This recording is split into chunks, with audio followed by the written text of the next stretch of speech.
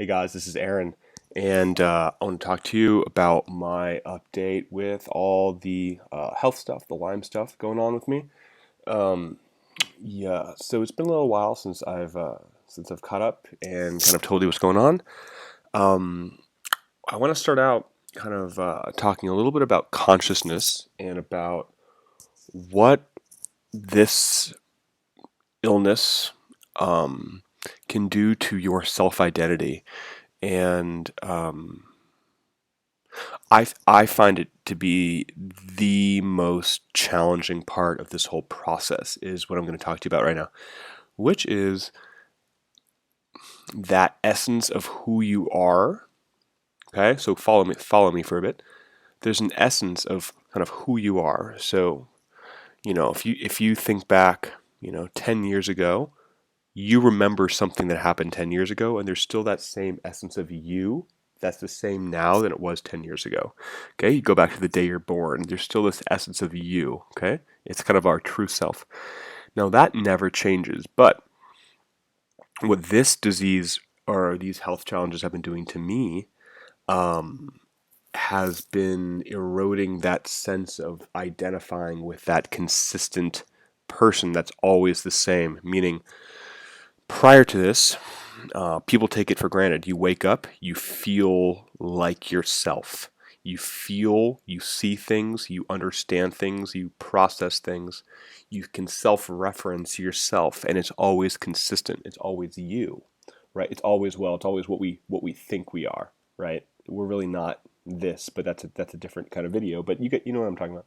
So what this process has been doing and continues to do um, is really erodes that level of self-reflection that's always you. So it fucks with your consciousness a lot. And it's really hard to talk about. That's why I'm repeating myself and stumbling over my words. But yeah, so if you're going through this and you just feel that you are not you, it's very and this is something that people don't understand unless they've been through it, and it's something that's really, really hard to understand.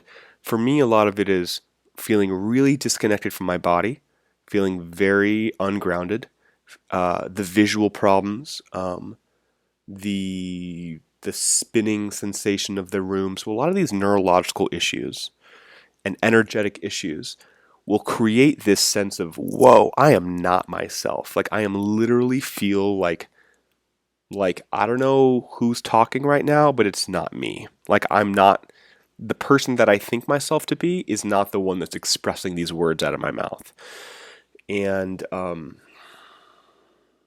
that's the best way I could put it. It's all these neurological issues from the dizziness, from the vision, from the brain fog, from the disassociation, from the disconnection, from the chaos that's happening inside of our heads.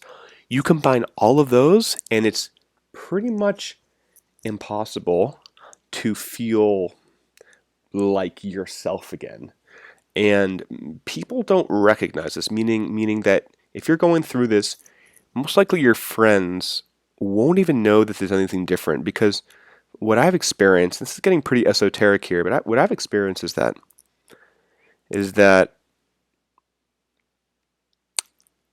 my unconscious will run the show for me, meaning that automatic sense, that autopilot will run the show well enough to convince everybody else that everything's fine. And let me repeat that. So for me, that unconscious part of myself will do the talking, do the moving, do the interacting, and it will make it seem like I am completely myself. So no one would ever be like, Aaron, you seem a little off today. I may seem tired, but other than that, like people don't really know. And even talking right now, like it's like I talk, I kind of talk the same. I kind of look the same. My expressions are the same, but I'm not the same. Like I am different, and there's something very different and off about this experience. And you could really go nuts. I mean, I've gotten to places where I really feel really psychotically crazy. And adding this and then adding, say, marijuana, which is legal here in California, so I'm not breaking any laws. Um, for me, when I add marijuana, I feel like I am going crazy, meaning like voices in my head, complete lack of control, obviously the physical falling around, and it just amplifies what I'm already feeling. Because right now I already feel like things are just like, what's going on? You know what I mean? And if you're watching this and you are having these experiences, I would really really love for you to comment and to maybe share your own experiences. Because I think that part of the problem. I'm sorry, I squint because I have like a little big headache over my eyes. Part of the problem is that people feel like they are alone, especially when they're going through things like this. They feel like they are the only ones experiencing their symptoms. And I would love to inspire you, if you are going through similar things, to make videos like this. You don't have to, I'm doing this on my computer. I have my little iPhone headphones and whatever. Like, it's not a big deal. Make videos because people need to know that there are other people out there feeling as crazy as they are and going through similar experiences. Um, I laugh, but it's actually not very funny, and I laugh again. So anyway, um, so yeah, that's really what excuse me. It's really been on my mind for a while, regarding, yeah, just this baseline consciousness level and all the other symptoms of the fatigue and the balance issues and the brain fog and some joint pain, all this other stuff. That's almost it's secondary. It's secondary to that self identity crisis that happens. It's I was telling a friend, and I definitely do not want this to happen, but I was telling her, you know it'd be better. Well, I shouldn't say this. If I had to pick feeling totally like myself, like I used to, and say I broke my arm and I couldn't use my arm for a year. And again, universe, I'm totally not saying I want this to happen, but I would debate it. Like literally, I would be like, still feel like myself, still have my energy, but then have a loss of a limb for a year. That'd be a tough choice, because when something affects your personality and your identity, man, it's hard to find things that are more challenging than that. Um, yeah, even my thinking process has changed. I'm not thinking the same. And I think of Stephen Hawking's with ALS. And I'm in no way comparing my struggles with Stephen Hawking's. I just want to make that clear. But what I'm saying, he has his mind fully intact, I think. His brain and his thinking and his mind, from my understanding, is fully intact. He just has no loss of, complete loss of bodily functions, which is horrible.